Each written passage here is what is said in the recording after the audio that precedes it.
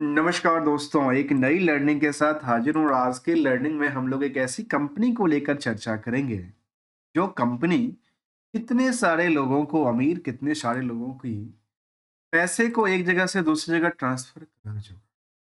मैं एक उसकी बात कर रहा हूँ, मैं कोई कंपनी की फंड ट्रांसफर की बात नहीं कर रहा हूँ।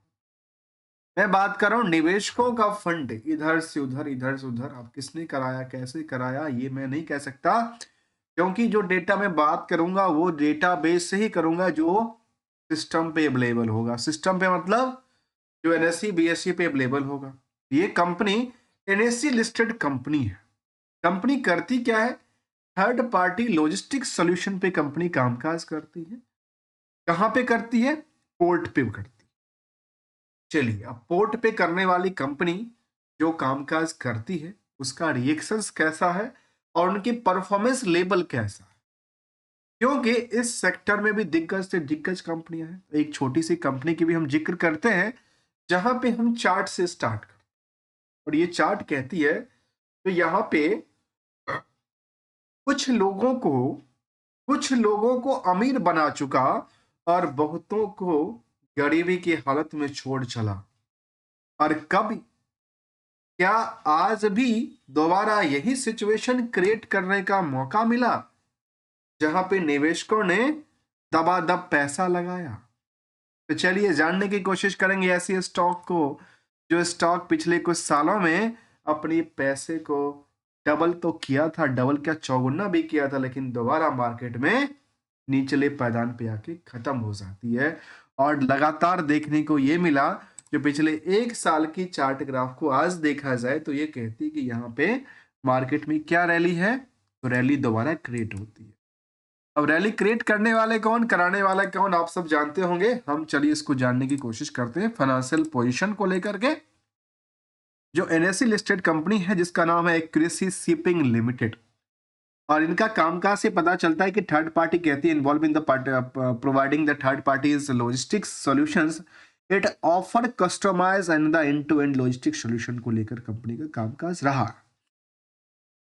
लेकिन इन सब बातों को तो हम देखते रहते हैं, समझते रहते हैं, लेकिन एक बात को आप जानने की जरूरत है, और वो जानने की जरूरत है ये पॉइंट, कि समरी डेटा तो हम सब जानते जाते हैं, और हम ये जान क्यों लेके आए हैं। देखिए, कोई भी बिजनेस हो, कोई भी पर्सनल लाइफ हो, हम लोग क्या देखते हैं, तो मेरा कहीं पैसा अटका ना पड़े, रही पड़ा रह जाए। जो प्रॉफिट बना रहे हैं कम से कम वो तो हाथ में आ जाए। ऐसे ही बात करेंगे इस कंपनी को। आज ये देखा गया कि बुक वैल्यू के अकॉर्डिंगली मार्केट 140% बढ़ी हुई नजर आई है। इंट्रेंसिक वैल्यू की बात करें तो आज भी 8 रुपए के आसपास बनती है। करंट मार्केट की प्राइस 11 रुपए तक गई थी।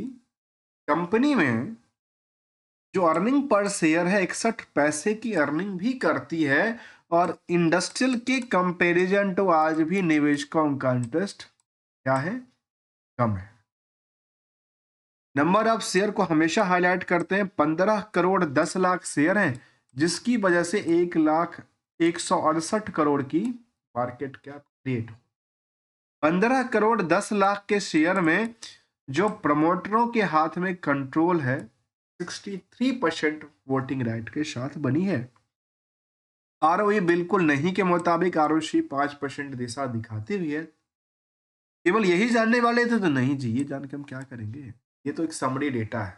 इसी को जानने के लिए हमें समरी समझना पड़ता है, उसकी थोड़ी सी समझना पड़ता है। अब उसको हम डीपली में जाते हैं और वहां पे हमें कुछ हकीकत पता चलेगा, दस में आखिर हुआ क्या।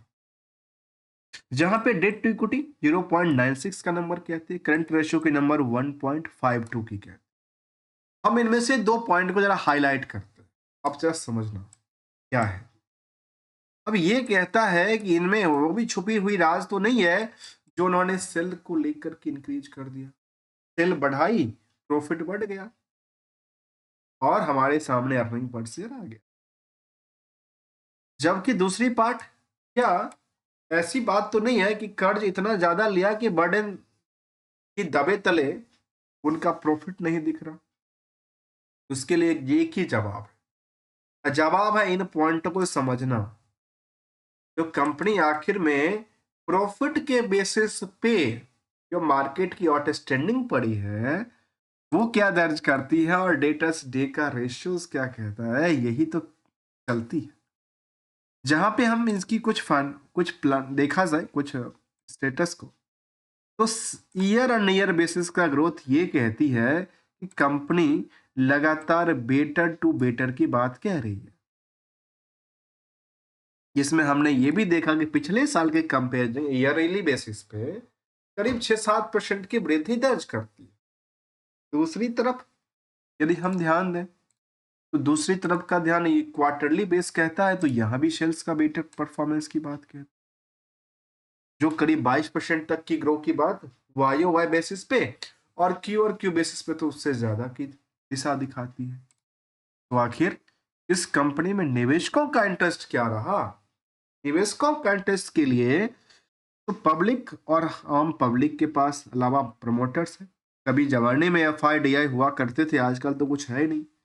तो जब कोई है ही नहीं तो मार्केट को लेकर के क्या सेंटीमेंट क्रिएट कर, इसको लेकर देखा जाए पब्लिक के पास जो होल्डिंग रही उसमें कुछ प्लेयर हैं जिनके पास अच्छे खासी होल्डिंग है, 1% 2% की कंपनी में ऑलमोस्ट 50 से 60 हजार का नंबर ऑफ शेयर होल्डर की लिस्ट है कंपनी में। और इसको लेकर के जब हमने कुछ और आंकड़ा देखा और वो आंकड़ा कहती है कि नंबर की बात, नंबर देखा कि कंपनी का जो सेल्स है वो लगातार वृद्धि दर्ज करती है, प्रॉफिट सस्टेन करती है, ऑपरेटिंग प्रॉफिट मार्जिन बहुत न्यूनतम बेसिस पे बनी है, कंपनी में कर्ज इतना ज्यादा है जो उनको सताती नजर आती है, इंटरेस्ट की बर्डन, जबकि जो अदर सोर्स ऑफ इनकम है वो इतना बेटर नहीं साबित होती नजर आती जो उनको एडजस्टमेंट कर पाए। ईयरली ग्रोथ कहती है कि करीब करीब बेटर कहती नजर आती, और इसको बेटर का मतलब है जो क्या अपने पुराने रिकॉर्ड को तोड़ा, तो कहती नहीं 22 में बेटर था, फिर 23 में बेटर था, इससे बेटर था। प्रॉफिट की नंबर भी सेम दिशा दिखाती है, जो आपके पास करीब 4% रेटिंग प्रॉफिट था वो आज भी उतना ही है। इंटरेस्ट की बर्डन सताती नजर आती है, इनको दबाने का काम करती है। जब हमने इनको लेकर के कंक्लूजन मोड में आया, कंपनी आखिर नेट इनकम मार्जिन कितनी सेव करती है, हमारे सामने एक रिजल्ट क्रिएट होते हैं जो ओवरऑल इसमें 1% ही कंपनी सेव करती है। इस 1% के पीछे जो आउटस्टैंडिंग खड़ी है सेल्स के आंकड़ा के बेसिस पे as well as the profit के नंबर से, वो भी जानना जरूरी है।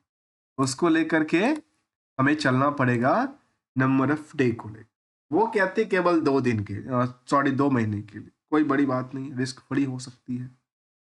रिस्क फ्री के साथ साथ जब आप बैलेंस शीट को देखेंगे तो बैलेंस शीट की पोजीशन इसको बारे में कहती है कि इनके पास कर्ज जो है लगातार बढ़ा रही है।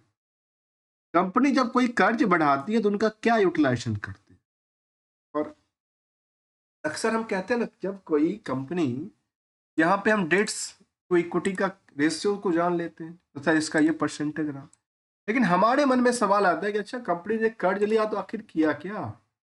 तो यहाँ पे देखा गया तो कंपनी के कर्ज कहाँ डिफाइन होती है, वो देखने को मिली कि कंपनी ने अपनी एसेट्स भी करीब डिक्लाइन देखने को मिला, अर्थात हो सकता है डिप्रिसिएशन कम कर दिया हो।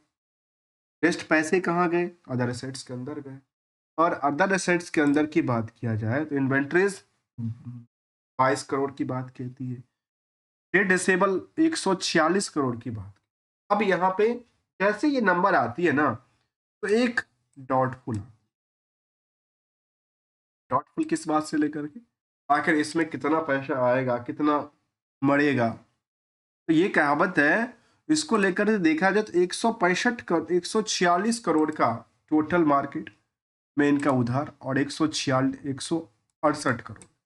अब इन दोनों नंबरों को जरा देखिए, मार्केट में टोटल उधार पड़ी हुई है आउटस्टैंडिंग और मार्केट कैप 168 करोड़, आपस में इन दोनों का भी कंपेयर करना। और जब कंपेयर करते करते हमने ये देखा कि 1% सेविंग करने के पीछे कंपनी के सेल्स के आंकड़ा के बेसिस पे जो आउटस्टैंडिंग था वो ज्यादा नहीं था, केवल 18% दर्ज करती है 12 महीने की डेटाबेस।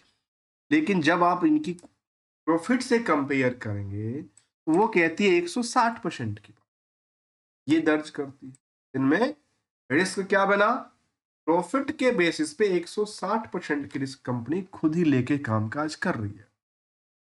जबकि पीयर्स के मुताबिक देखा जाए तो इस कंपनी में बाकी कंपनियों के कंपैरिजन काफी कम इंटरेस्ट है, निवेशकों का भीड़ भी कम है, निवेशकों का भीड़ कम है। जबकि कुछ पॉजिटिव बातें तो शामिल नहीं कर दी, लेकिन कुछ निगेटिव इंपैक्ट जरूर डालती नजर आ, जहाँ पे डिविडेंड को लेकर कहती, लेकिन उसको नजरअंदाज किया जा सकता है कुछ ऐसी बातें को। और इंटरेस्ट लो कवरेज काफी ज्यादा है, इनकी सदा कर्ज की सिचुएशन बहुत ज्यादा की बात कहती है, और जो इनके पास नंबर लगातार बढ़ाती जाती है। इसके अलावा यदि हम कंपनी की उन बातों को भी जरा सामने करने की कोशिश करें, जिन बातों से कुछ कंक्लूजन आने की कोशिश किया जाता है, और वो ये कहता है जो कंपनी अपनी परफॉर्मेंस लेवल को लेकर कुछ सालों की बेसिस पे लेकर के अच्छी खासे लोगों के पैसे बने, तो मैंने कहा ना कुछ लोगों के पैसे बने और कई सारे पैसे आज के सिचुएशन में क्या हो, और ये दर्ज करती है जब मुताबिक ना चले मार्केट में, मार्केट हमारे मुताबिक ना चले, क्या करना चाहिए, एसएल के साथ अपने पैसे को सेविंग करना चाहिए या हाई रिस्क हाई रिटर्न की तरफ फ्यूचर देखा जाता है। यही बातें हमेशा समझने की और खुद की प्रिंसिपल होना चाहिए, क्योंकि हमेशा मार्केट में कोई ना कोई खरीदने के लिए, कोई ना कोई बेचने के लिए मार्केट में अवेलेबल है, तभी तो मार्केट में ट्रेडिंग सिस्टम चलती है। मिलेंगे कुछ नई स्टडी के साथ विदाउट किसी रिकमेंडेशन और एडवाइजरी को लेकर के। Thanks for the joining us.